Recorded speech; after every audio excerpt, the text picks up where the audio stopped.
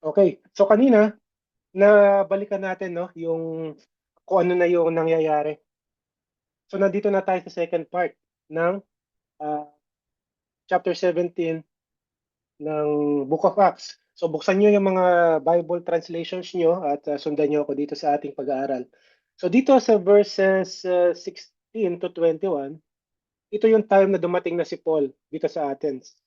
So, katulad ng mga ginagawa niya sa ibang lugar, nagpipreach siya, pinupuntahan niya yung mga sinagogue at nakikipag-debate siya, nakikipag-discussion siya sa mga philosophers dito sa Athens. Doon siya napunta sa marketplace at pinoproclaim niya nga na si Jesus Christ ay muling nabuhay. So, dito, yan sa verse 16 and 17. 17 and 18, yung mga ibang philosophers dito, nasabi, sa siyang, kung anong sinasabi niya, babbler. Sabi nila, sinasabi nila, nagpo-promote siya ng ibang Diyos. So gusto nilang malaman ngayon kung ano to. Yung iba sa kanila, gustong malaman, naiintriga sila, ano ba tong sinasabi ng tao na to? Kasi sila gusto nila itong mga to eh. Yung mga, yung mga Greeks na to, yung mga taga-Athens, gusto nila yung mga ganitong usapan, yung mga discussion, open sila sa ganito. Okay, so simulan na natin. So verse 16, ito, dumating na siya. While Paul was waiting for them, kila Silas at Timothy, while Paul was waiting for them in Athens, he was deeply distressed when he saw that the city was full of idols. So bago kay Paul to, kasi dinidescribe dito ni Paul, dito sa verse na to, parang observation to, at saka yung reaction ni Paul pagdating niya dito sa Athens, habang hinihintay niya yung dalawa, si Timothy at saka si Silas.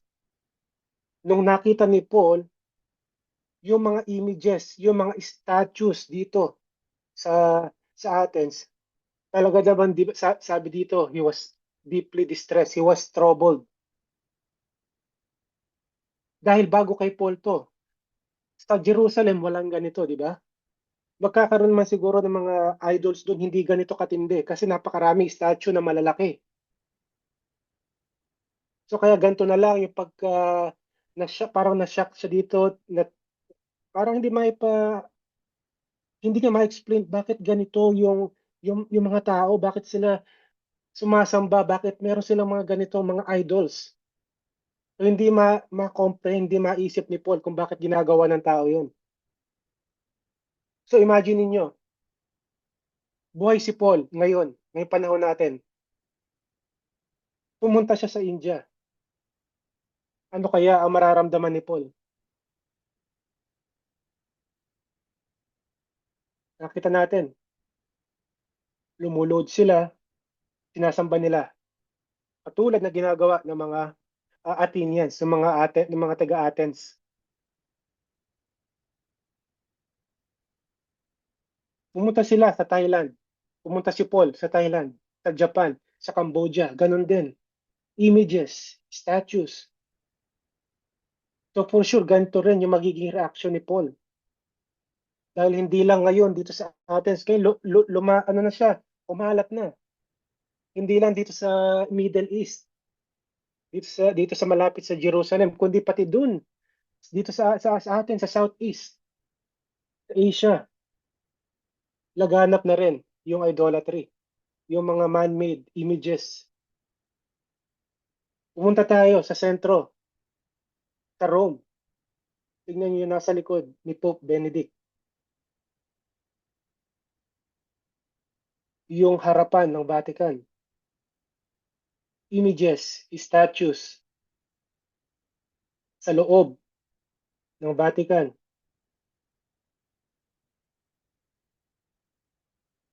So sa tingin ba natin, katanggap-tanggap to dito kay Paul? Talaga magigrieve si Paul pag nakita ang sitwasyon natin ngayon sa Pilipinas.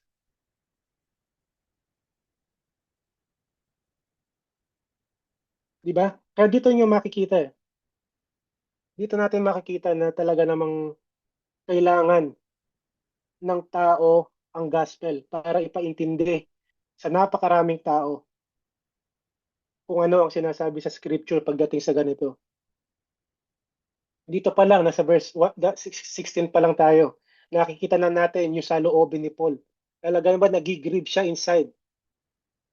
Deeply distressed, deeply troubled. Nung nakita niya yung mga idols dito sa Athens. What more, kung makita niya lahat. All over the world na napakaraming ganitong tao na sumasamba at meron sila mga idols, mga statues, mga images. Dahil malinaw yan sa Old Testament, di ba? Sa Exodus chapter 20, yung Ten Commandments, kung babasahin niyo yun, pinagbabawal ang kahit anumang images sa langit, sa lupa, na gawa ng tao para luhuran at sambahin. Alam ni Paul yan, kaya nagigrieve siya. So, ano ginawa ni Paul ngayon na nakita niya na ganito? Maraming idols na nakita niya. So, he reasoned. Nakipagtalo siya, nakipagdialogo siya. So, he reasoned in the synagogue with the Jews and with those who worship God, as well as in the marketplace every day. Araw-araw siya doon with those who happen to be there. Kung sino nandun, kung sino abutan ni Paul doon, nakikipagtalo siya, nakikipag-argue siya, no? About the scripture sa mga Hudyo.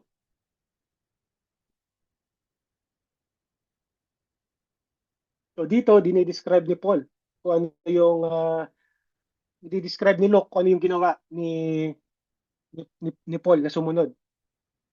So nabanggit ko kanina, customary, ano yung ginagawa niya, papasok siya sa isang lugar, pasok siya sa isang city, magpipreach siya sa local synagogue. Hindi siya dumidirekta sa ibang lugar, kundi ang first stop niya, synagogue. Nakikipag-participate din dito si Paul sa mga debates between Greeks, mga Greek philosophers dito sa Agora, sa sa marketplace. So kasama rin siya diyan. So talagang active si Paul na i-preach ang dala niyang gospel sa lahat. Ang ipinoproclaim niya lagi yung death and resurrection ng ating Panginoon.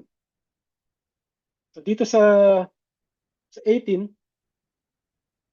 some of the Epicureans and Stoic philosophers also debated with him. Some said, "What is this ignorant show off trying to say?" Others replied, "He seems to be a preacher of foreign deities. If may pinipreach siya ng ibang Diyos because he was telling good news about Jesus Christ and the resurrection." So dito, hina-highlight ni Luke yung dalawa klase ng School of Philosophies dito sa ancient Athens na to. Ito yung Epicureans at saka yung mga Stoic philosophers. So dito, sinasabi nila na itong si Paul na to, itong nangangaral na to, parang disorganized siya. Parang hindi niya alam yung sinasabi niya. Incoherent. Parang walang sense yung mga sinasabi niya. Tinatawag na siyang babbler. Ang sabi ng iba, hindi, nag-ano lang yan. Nagtuturo, nag-i-introduce siya ng panibagong Diyos. So ang babbler kasi, ibig sabihin ng babbler, ano yan? Ano nga bang tawag dyan? Mamaya, di-discuss ko na lang yan. Unahin muna natin tong ano, yung dalawang school of thoughts dito sa time na to, yung mga Epicureans. Sino ba yung mga yan? Epicureans, sila yung mga followers ni Epicurus, okay, na namatay noong 270 BC. Nag-a-adhere sila, ang sinusunod nila, yung philosophy, yung paniniwala nito si Epicurus. Ano ba yung mga yan? Ang system of thought na to ng mga Epicureans ay sinasabi niya na walang connection ang tao at ang Diyos. Okay, nakuha nyo? Walang connection ang tao at ang Diyos. Hindi magkakaroon ng connection yan, dalawa na yan. Ang main chief end of man, ang tao, ang ini-aim ng tao, ang sabi ni Epicurus ay contentment and satisfaction. Live your best life now. Yan ang tinuturo ng ni Epicurus. Yan ang ano nila, filosofiya nila. At saka yung isa pa, avoid pain. Avoid pain and discomfort. Sila pleasure and painless living. Hindi ka dapat maghirap. Kung hangga't Ah, makakaya mo, mamuhay ka ng may contentment, may satisfaction. Kung ano gusto mo, yan, sige, gawin mo yan hangga't makuha mo yung satisfaction na maibibigay sa iyo. At sa paggawa mo nun, syempre, may avoid mo yung hindi ka magkakaroon ka ng comfort. Pero hangga't maaari, iwasan nyo yung pain. Iwasan nyo yan. Yan ang tinuturo nito si Epicurus. Mga materialist sila na dinideny nila yung existence ng Diyos. Naniniwala sila, sabi ko kanina, na ang Diyos, kung meron man, may power, uh, ay hindi siya mag-intervene sa buhay ng mga tao. Kaya sinasabi kanina, di ba, walang connection between the people and the divine. Mag-separate yan. Walang pakialamanan. So, ang paniniwala nila sa kamatayan, pag namatay ang tao, wala lang, parang annihilation. Yung body at saka yung soul or yung spirit, parehas na mabubulok. Ano na yan? Parang parehas, kasi na naniwala sila na atoms lang yan. Parang science. Atoms lang yan. Magdi-disintegrate yan. After life, after death, wala na. So, walang afterlife. Dito sa mga Epicureans. Hindi ko na napindot. Yan. Susunod, yung mga Stoics. Sino naman itong mga Stoics na to? Ito yung mga sekta ng Greek philosopher sa Athens. Okay? Nagmula ang tawag sa kanila ng Stoics sa word na Stoa. Ano ba yung Stoa? Ang Stoa, ang ibig sabihin yan, ang Greek na yan, ibig sabihin yan ay porch or portico. Parang balkonahe sa atin, sa Tagalog. Okay? Kaya ginawa yan kasi itong si Sino na founder. Siya yung founder ng Stoicism. Kaya tinawag na Stoics to or Stoicism dahil nangangaral siya doon sa kanyang porch, doon sa kanyang portico, doon sa kanyang balkonahe. Yun ang kanyang parang pulpit. Every time magtuturo siya, nandun siya. Kaya tinawag sila mga Stoics.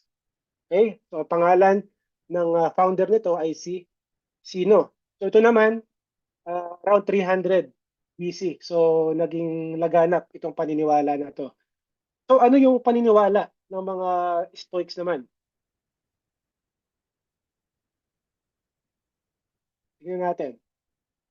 Paniniwala nila, man's happiness consisted in bringing himself into harmony with the course of the universe.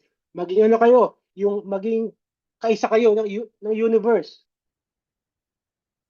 Ano ba yung tawag, New Age, ano ba to?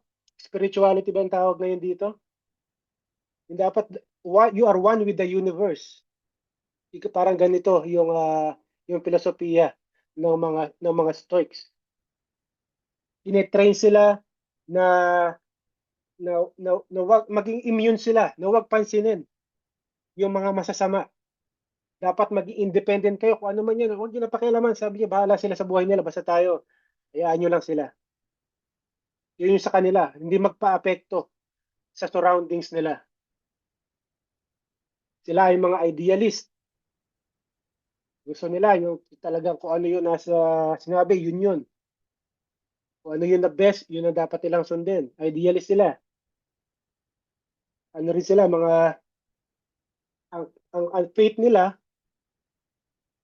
ang magdidetermine ng lahat sa buhay nila. Parang bahala si Batman. Kung ano talaga yung ano sa akin, yun na yung mangyayari. Nagre-rely sila sa kanilang faith. So sila, mga materialist, tapos naniniwala sila na everything is connected to God. Kahit anong bagay man yan, related sa Diyos.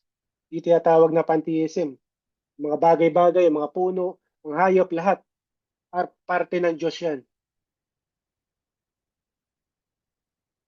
At isa pa, yung kanilang pride, ma-pride itong mga Stoics na to.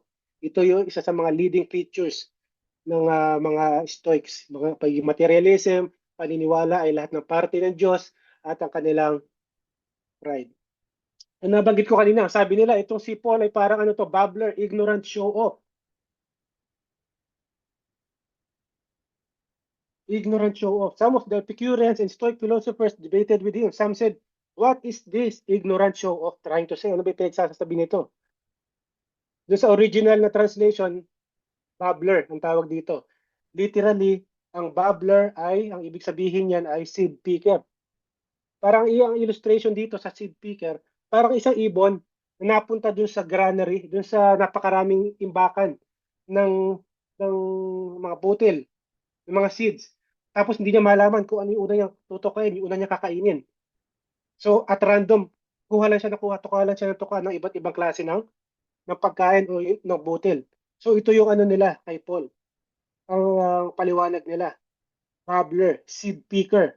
Parang kumukuha lang siya ng idea sa kung saan saan. Tapos sinasabi niya sa kanila na parang sa kanila, it doesn't make sense. Hindi na maintindihan. So ito yung tingin nila kay Paul. So ngayon, dahil yung iba sa kanila, interested. So ano ginawa nila? Doon sila pupunta ngayon sa anong tawag dito? Doon sa venue kung saan nagkakaroon ng proper discourse. Okay? So saan sila pumunta? Dito. They took him and brought him to the Areopagus and said, may we learn about this new teaching you are presenting? So dito, ano na to? Yung parang formal. Formal to na parang discussion, debate, kung ano yung daladalang filosofiya, yung dalang turo ni Apostle Paul. So dito, ipapaliwanag ni Paul kung ano ba talaga yung kanyang dalang mensahe. So dito, sa translation na ginamit ko, Areopagus. Pero sa mga more literal translations, ang makikita nyo doon ay Mars Hill. So parehas lang yan. Ibig sabihin kasi ito, Areopagus, ito yung Hill of Ares. Si Ares ay isang Greek god. Siya yung kanilang god of war. Kaya itong lugar na to tinawag na Hill of their god. Hill of Ares. So bakit naman tinawag na Mars Hill sa ibang translation? Mars Hill, ang Mars kasi ay Latin word. Okay? Mars is a Latin word na equivalent din yan ay yung si Ares. Okay? So makita niya sa mga translations, Latin name of Ares. Kaya Mars Hill, tsaka yung isa, Hill of Ares or Ares Hill. So huwag kayo malilito doon. Parehas lang yun. Pag may nabasa kayo ibang translations, isa lang ibig sabihin yan. Isa Greek term, ang isa ay Latin term. Okay, so ngayon, nag-agree sila na dito sila magkakaroon ng discussion. Ang sabi nila sa kanila, ito muna tayo. Ito yung lugar, yung Mars Hill in Athens. Medyo mataas siya. So kailangan umakyat dito, no? Meron silang hagdan dyan, paakyat dun sa Mars Hill, kung saan nakipag-dialogo si Paul sa mga Athenians. So ito ngayon yung present day na Mars Hill sa Athens. So yan, existing pa rin siya hanggang ngayon. So ngayon, ang sabi ni Paul, ang sabi nila sa verse 20, because what you say sounds strange to us, and we want to know what these things mean. So interested sila. Bago sa pandinig nila, kaya gusto nilang marinig kung ano yung message ni Paul.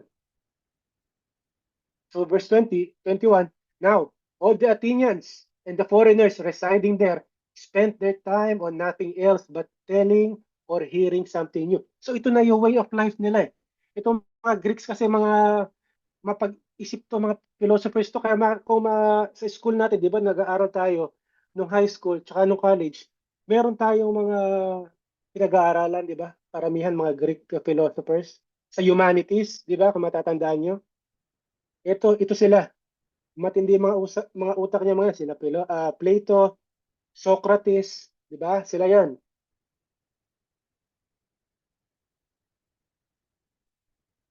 Kung sino-sino ba sa verse na to, ito sino ba yung mga tao at bakit nag-attend? yung mga to dito sa gathering na to, sa discussion.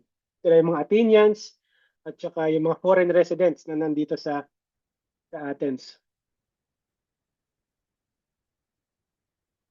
Okay, so dito, punta na tayo sa next part.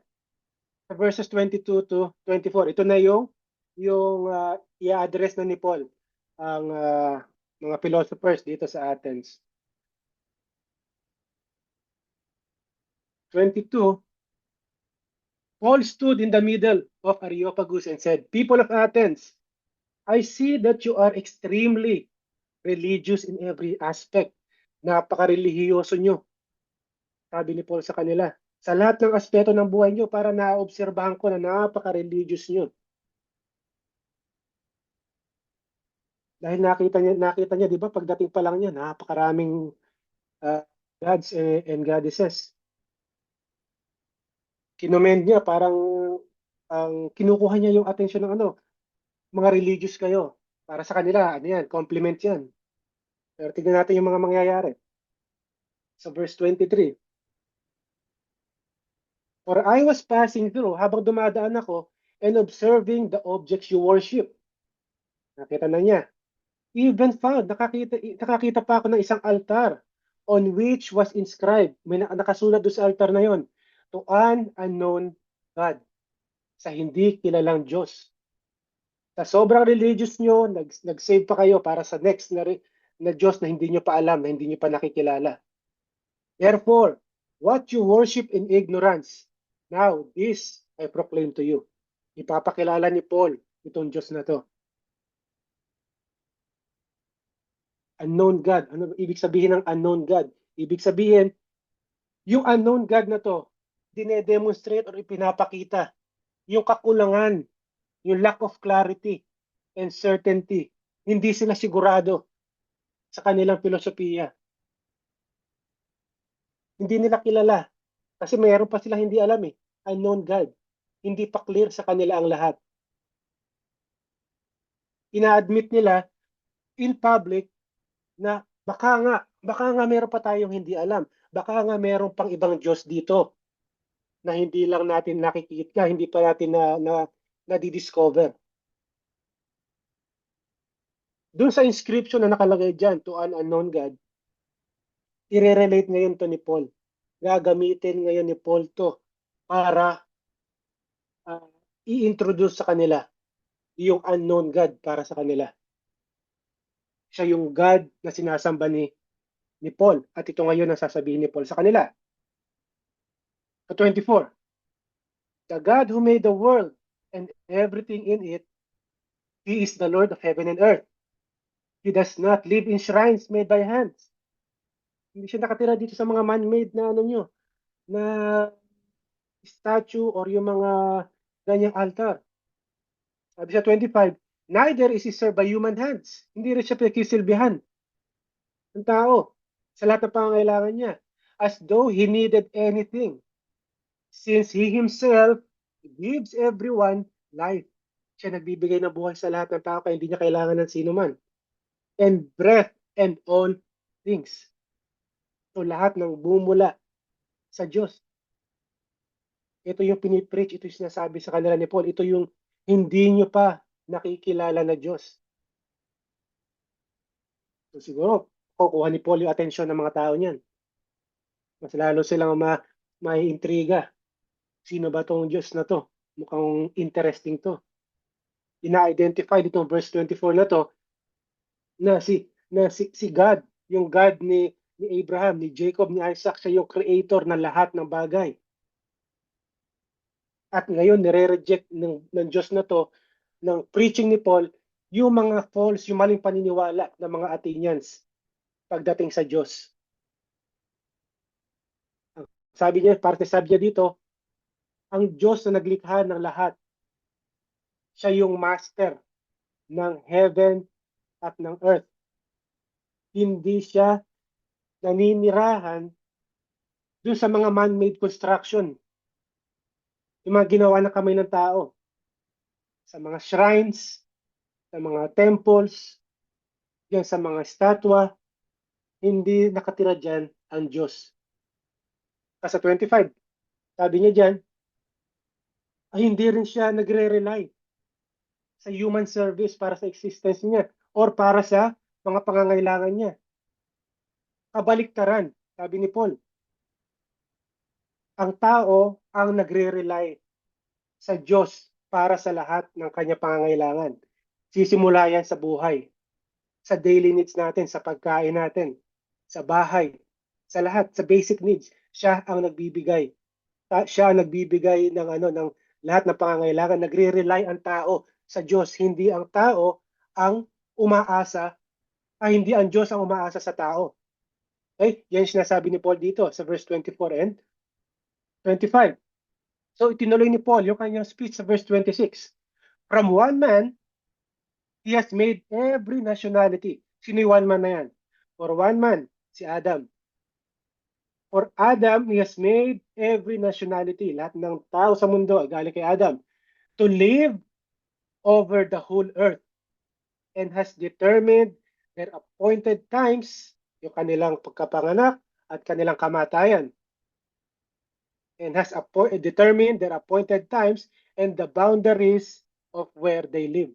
At kung saan sila titira, kung saan parte ng mundo sila titira. So ganyan katindi yung Diyos na ipinipreach ni Paul na hindi pa nila nakikilala. So parang iba to sa mga Diyosan na kinalakihan or nakilala nitong mga Athenians. Dahil ang kausap niya, mga Stoics and Epicureans. Walang relasyon ng Diyos sa tao. Walang pakialam ang Diyos sa tao. Pero Diyos, sabi ni Paul, ang Diyos na to na may hawak ng buhay ng tao. Ang Diyos na to ang nakakaalam kung kailan siya ipapanganak, kung kailan siya mamamatay, kung saan parte siya ng mundo maninirahan. Alam ng Diyos lahat yan. So 27. He did this so that they might seek God. Ginawa ito para hanapin ng tao ang Diyos dahil makapangyarihan siya. And perhaps, baka sakali, they might reach out and find Him. Baka sakaling makita nila ang Diyos, maghanapin nila. Though He is not far from each one of us. Existence of God is everywhere. Makita natin yan in creation. Yung ipinrovide ni God bilang creator, bilang isang ruler ng buong creation, ruler, giver of life, at sa kanya ang lahat ng control. Dapat itong mga bagay na to, yung mga attributes, yung mga ginawa ng Diyos, ay dapat mag-ano sa puso ng tao to, na hanapin siya ng tao. Dahil sa kapangyarihan ng Diyos sa pag-create, sa pagbibigay ng buhay, pagbibigay ng lahat ng basic needs ng tao, sa creation, sa ganda ng creation. Dapat yan ang mag-motivate sa tao para hanapin yung Diyos na to. Sa lahat ng kanyang ginawa, sa creation, hindi natapos doon. Nandyan yung isosustain niya yung kanyang creation, ang buong universe. Kung hindi isosustain ng Diyos ang universe, even in 1 second, mawawala ang lahat. Pag biglang huminto ang ikot ng mundo, katapusan. Pag nalapit ng konti, di mo 1 inch or 1 centimeter ang araw. Pag gumalaw ang araw at nalapit yan ng 1 centimeter sa mundo, sunog ang mundo. Pag nalayo yan ng 1 centimeter sa layo sa mundo, maninigas tayo sa lamig. Yung gravity, yung gravitational force ng mundo, saktong-sakto lang para hindi tayo mag-float sa hangin. Saktong-sakto lang para maihakbang natin yung paa natin na parang walang nakadagan sa atin na 10 kilo na bigas. Tama-tama lang yung force, yung gravitational force para magawa natin ang mga bagay na nagagawa natin. Ito pa lang, ito palang revelation na ng Diyos sa tao kung gaano siya ka-powerful. Kaso hindi nakikita to ng tao. Dapat ma-encourage ang tao. Pag naiisip niya itong mga bagay na to, dapat ma-encourage ang tao na hanapin. Nasaan ba, sino ba ang Diyos na to? Ang nature, natural revelation ng Diyos sa atin, yung conscience natin, dahil alam natin ang tama at mali.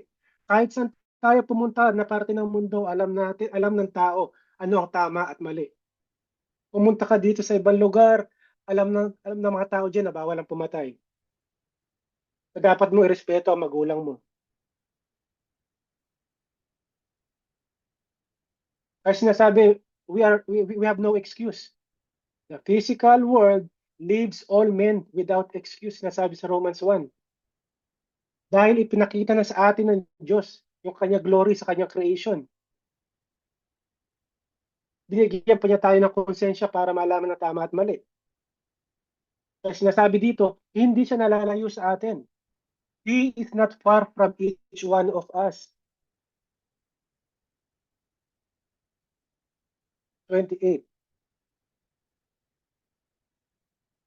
For in Him we live, sabi ni Paul. For in Him we live and move and have our being. As even some of your own poets have said, for we are also His offspring. So ito, may kinoquote si Paul dito. I-kinote niya ang kanilang mga kababayan. Greek poets ang kinote niya dito. Dito sa una, in Him we live and move and have our being. Si Epimenides ang nagsabi nito. Maaaring sinasabi, pinapatungkulan dito ni Epimenides ang isang ay Diyos, pero hindi niya alam kung sinong Diyos to. Pero in-apply ni Paul to sa Diyos na nag-create ng lahat. For in Him we live. Dahil sa Kanya, nabubuhay tayo, gumagalaw tayo, and we have our being. Yung sa pangalawang quote, ito yung pangalawang quote. For we are also His offspring, tayo mga anak niya. Ito naman ay quote galing kay Aratus, ng Greek din. Ina-affirm niya na ang lahat ng tao ay galing sa Diyos or anak ng Diyos. So magagamit na naman ni Paul to bilang argument sa kanila. Mga kababayan niyo na mismo ang nagsabi. Ini-illustrate nito yung yung revelation ng one and true God bilang isang creator, ruler, at saka nagsusustain sa lahat. Napakadaling ipaliwanag ni Paul sa kanila na gagamitin ni Paul ang Old Testament. Di ba nabanggit sa last discussion? Ibang approach ang ginagamit ni Paul pagkausap niya mga Hudyo, ibang approach na gagamitin ni Paul pagkakausap niya ay mga Gentiles, mga Greeks. Ano na pag-aralan natin dati? Pag ang kausap ni Paul ay ang mga Hudyo, may idea sila about Old Testament. So meron silang common ground. Meron silang common uh, na pagkakasunduan. Doon magsisimula si Paul. Sa law, sa Pentateuch, sa prophets, so makaka-relate yung mga kausap niyang Hudyo. Pero dito, kung gagawin ni Paul yan sa mga non-Jews, walang maintindihan. Kaya makita niyo dito, ang approach ni Paul dito, ginagamit niya ang creation.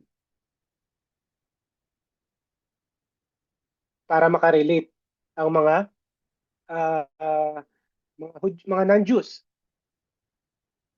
So ganyan ang approach na ginawa ni Paul. So verse 29, since then, mula noon, we are God's offspring. We shouldn't think that the divine nature is like gold or silver or stone. Huwag natin ikumpara ang Diyos sa ginto, sa silver or sa bato. An image fashioned by human art and imagination. So ito, hindi ba very direct ang sinasabi ni Paul dito na applicable sa atin ngayon. Sinasabi ni Paul to dahil alam niya yung Ten Commandments. Yung sa first 5 commandments, this is about your relationship with God. Huwag kayong gagawa ng kahit anumang bagay na in the image of lahat ng image, nasa himpapawid dyan, sa lupa, nasa dagat, inukit na kamay na tao. Luluhuran nyo, sasambahin nyo. Ito siya sabi ni Paul dito, sa 21, 29. Since all humans are God's children, sabi yan ng mga ano nila, na poets mismo nila, hindi nang galing sa mga Hudyo yan, kundi sa kanilang kapwa ng mga Greeks. Sabi niya, then, kung ganun pala, God should not be taught, hindi dapat isipin na ang Diyos, Almighty God, ay gawa sa ginto, ay gawa sa silver, or sa bato na inukit na naisipan ng tao. Hindi mo po pwedeng ang Diyos i ay dahil hindi wala pa naman nakakita sa Diyos, di ba? Ay hindi mo po pwedeng mag-depict or mag-assume na ganito ang Diyos, ganito ang itsura ng Diyos. Yun siya sabi ni Paul dito.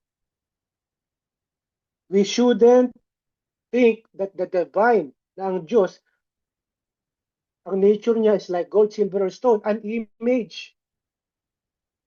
Tandaan natin ito, an image fashioned by human art and imagination. Pinagbabawal. If God created man, kung ang Diyos ang gumawa sa tao, ibig sabihin, hindi dapat siya nailalarawan ng tao bilang man-made image or man-made idol. Dahil wala pa nakakita sa Diyos. Ginamit ni Paul itong mga quotes na to ng mga Greeks, sa mga kanilang mga poets, para i-highlight sa mga nakikinig yung kalokohan, yung pagiging nonsense na pagiging idolator, ng idolatry, yung pagsamba nila dito sa mga idols na to, mga man-made images sa mga rebulto. Kaya niya ikinote yung kanila mismong mga kababayan. Ito yung parang napakagandang starting point para sa evangelization ng mga pagans na walang kaalaman sa scripture. Ginamit ni Paul dito ay ipinaliwanag niya yung kapangyarihan at kung sino yung Diyos behind the creation. So ito, nakapakaganda ng approach ni Paul sa kanyang pagsisimula ng pag-evangelize. Verse 30, therefore, ngayon, sabi niya, having overlooked the times of ignorance, God now commands all people everywhere to repent. Ibig sabihin, para i-recognize na ang Diyos ay nag-i-exist,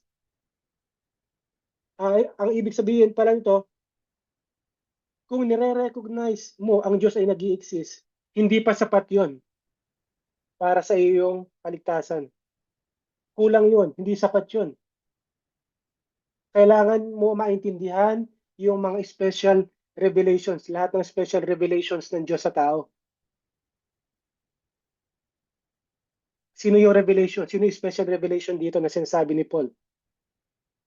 Si Jesus Christ.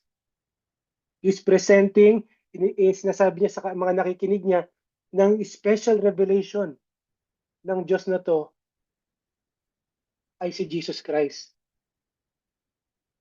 Alam nyo nga na may Diyos, pero hindi sapat yon para maligtas kayo. Merong isang special revelation. Dapat makilala nyo siya. Ito ang magbibigay sa inyo ng kaligtasan. At ito si Jesus Christ. Pagdating ni Jesus Christ dito, nagkaroon ngayon ng ibang dynamics sa pag-deal or sa tawag dito sa Tagalog, yung sa pakikitungo niya sa katauhan. Dati, di ba, sabi dito, therefore having overlooked, parang hindi niya, isinantabi muna niya yung mga nakaraan, yung time of ignorance na tinatawag dahil wala pang batas noon, wala pang law. Hindi niya ginudge ang tao. Pero ngayon, sabi niya, God now commands all people to repent everywhere. Bakit? Dahil ngayon, nandito na ang revelation ng Diyos sa tao. Special revelation. Siya ay si Jesus Christ.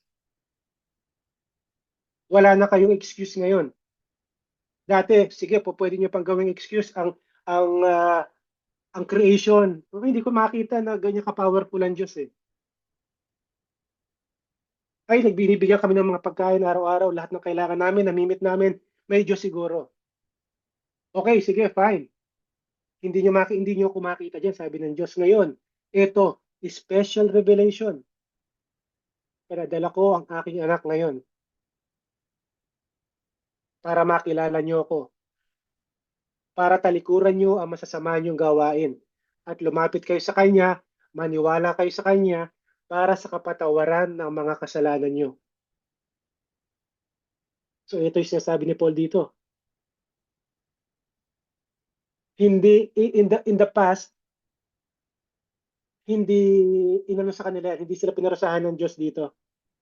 Ibig sabihin, hindi siya nag-intervene yung with special judgment dahil doon sa nagagawang kasalanan, yung consequence ng kasalanan ng mga tao. Dahil nga hindi nila siya kilala. So wala pang consequences nun. Wala pang law. Pero ngayon iba na. Dahil nandiyan na si Jesus Christ, nandiyan na special revelation. Ngayon, sabi niya, repent. Commands all the people to repent. Repentance, talikuran niyo lahat. Talikuran niyo ang masama niyong ginagawa at humarap kayo, sumunod kayo sa Diyos. Maniwala kayo sa aking anak na pinadala para sa kapatawan ng kasalanan niyo. Yan yun, repentance. Para sabi dito kasi natural revelation. Natural revelation, nabanggit natin kanina, creation. Para sabi, hindi sapat yan para sa salvation ng tao. Ang mga ang mga natural revelation, nagsiserve lang to para pakayin, is-stir up yung ang mind ng tao, ang puso ng tao, na isipin niya na mayroong creator dahil napakaganda ng ating mundo. Hindi sapat ang natural revelation. Sabi sa Acts 4:12, there is salvation in no one else. Walang iba na makapagbibigay ng salvation. For there is no other name under heaven given to people by which we must be saved. Sino tinutukoy dito ni Peter? Si Jesus Christ. Kaya sasabihin, mag-repent kayo. Okay? So dito na tayo. Verse 31.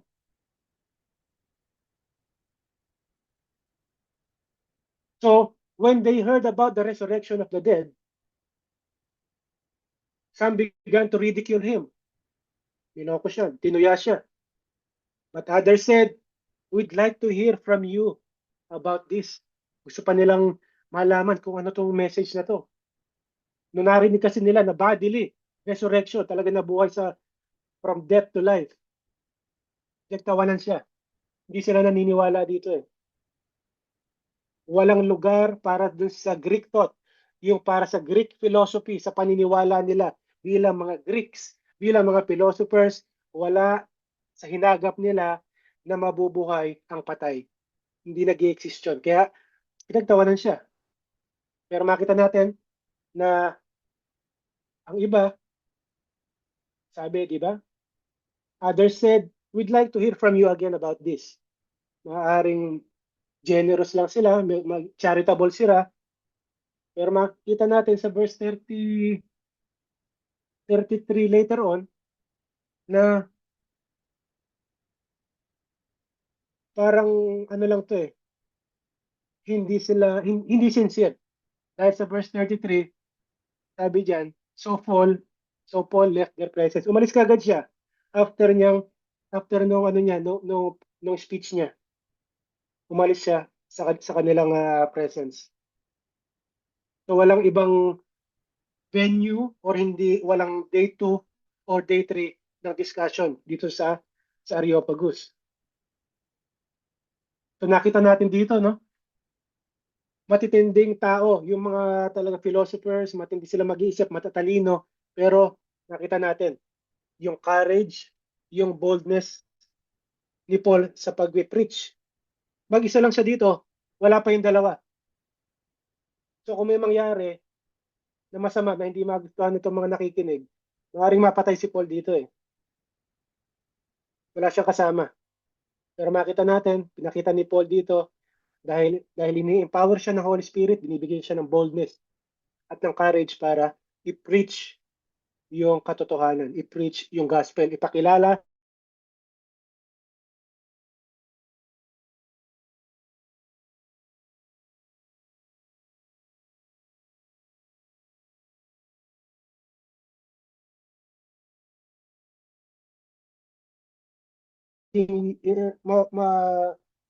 pag pinawalan ang gospel sa bibig ng isang tao, may ano yan, may ibubunga. Verse 34, however, some people joined him and believed, including Dionysius the Areopagite, a woman named Damaris, and others with them. So, kahit papaano, may naniwala sa kanila. Hindi lahat sila ay inignore or hindi naniwala sa message na dala ni Paul. So ngayon, makita natin dito sa mga naniwala, hindi lang nila ngayon na-recognize nila yung existence ng totoong Diyos. Naniwala sila doon sa message na dala ni Paul. At dahil doon, sila lang ngayon ang nakakilala dito sa unknown God na to, na sinesave nila, na hindi nila kilala. So itong mga naniwala kay Paul, sila yung mga nakakilala dito sa unknown God na nire-reserve nila sa altar na to. Okay, so yan yung actual na na altar dito sa Athens na kanilang mga Diyos. Okay, dito nakalagay sa inscription na to the unknown God. So yan yung altar. Okay, so mga kapatid, tapos na po tayo dito sa part 2 ng chapter 17. Sana po ay marami kayong natutunan at open na po tayo ngayon sa ating mga insights, sa ating mga discussion at yung mga tanong po natin. Salamat.